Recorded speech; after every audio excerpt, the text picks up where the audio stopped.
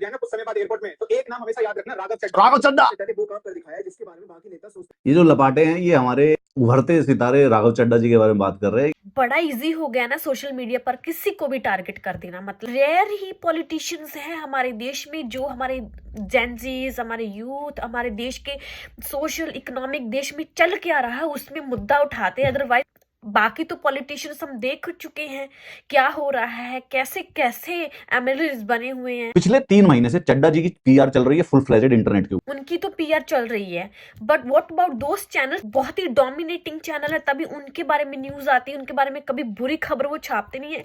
Paid PR कर भी रहे हैं, इसमें बुरा क्या है? कुछ बुरा तो कर नहीं रहे हैं।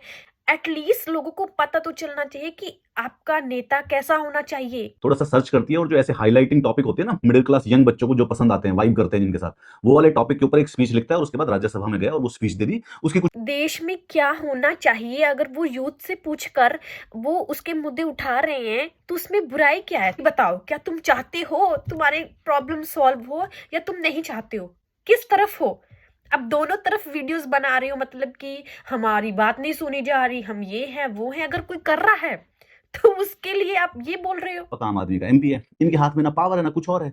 इसको बस स्पीच देनी होती है और अपनी रील काट के पंजाबी गाना लगा के उसको अपनी रील पे डाल देता है और वाइब बनाता है। ये पावर इनके हाथ में नहीं है तो क्योंकि आवाज को लोगों तक पहुंचा रहे हैं, संसद में लेके जा रहे हैं, तो उसमें बुराई क्या है? वो कहावत है ना कि भाई अच्छाई का कोई जमाना ही नहीं रह गया है। ये सिर्फ मोर के पंख से हिमालय हिलाने की बातें करता है। सोशल मीडिया टीम मोर के पंख से हिमालय नहीं हिला रहे हैं। वो पार्लियामेंट में जहां पे बिल्स पास होते हैं, जहां पे हर चीज का देश में क्या होगा उसका डिसीजन लिया जाता है, वहां पे बात कर रहे हैं, वहां पे हमारी आवाज को पहुंचा रहे हैं। चड्ढा जी ये चाहें तो जितने भी ये लॉज हैं ये स्टेट लेवल पर पंजाब में आम आदमी पार्टी की जो सरकार है वहां पे इंप्लीमेंट करा सकते हैं एज एन एग्जांपल, और उसके बाद जाके राज्यसभा में रिले कटवा सकते हैं। राइट टू रिकॉल की बात कर रहे हो, वो भी पंजाब की बात कर रहे हो, तो पंजाब की मैं आपको पॉलिटिकल हिस्ट्री आपको नहीं पता है तो मैं बता दूं कि पंजाब के लोग बड़े ही स्मार्ट हैं। हर 5 साल में सरकार चेंज कर रहे हैं। पहले सबसे कांग्रेस थी, फिर उसके बाद अकाली दल, फिर 5 साल के बाद कांग्रेस, अब फिर आम आदमी पार्टी को उन्होंने मौका दिया है। अब नेक्स्ट क्या होगा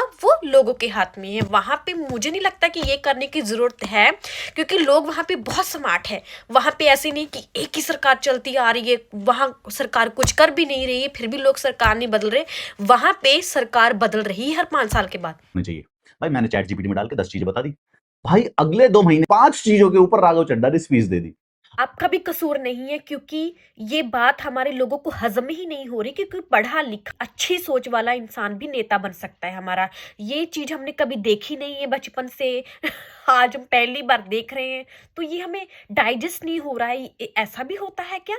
I do like your content, मुझे बहुत सारी वीडियोस आपकी अच्छी लगती हैं, लेकिन I didn't like this one because बहुत सारे लोग हम पर डिपेंड हैं कि उनका जो पर्सपेक्टिव हमारी वीडियोस को देखकर बनता है, तो हमें बहुत ही केयरफुली हमारे वर्ड्स जो है वो यूज़ करने चाहिए। ऐसा नहीं कि किसी भी खिलाफ यूं ही कुछ भी बोल दिया सिर्फ वीडियो बनाने के लिए। आप इसके बारे में क्या सोचते? Let me know in the comment box.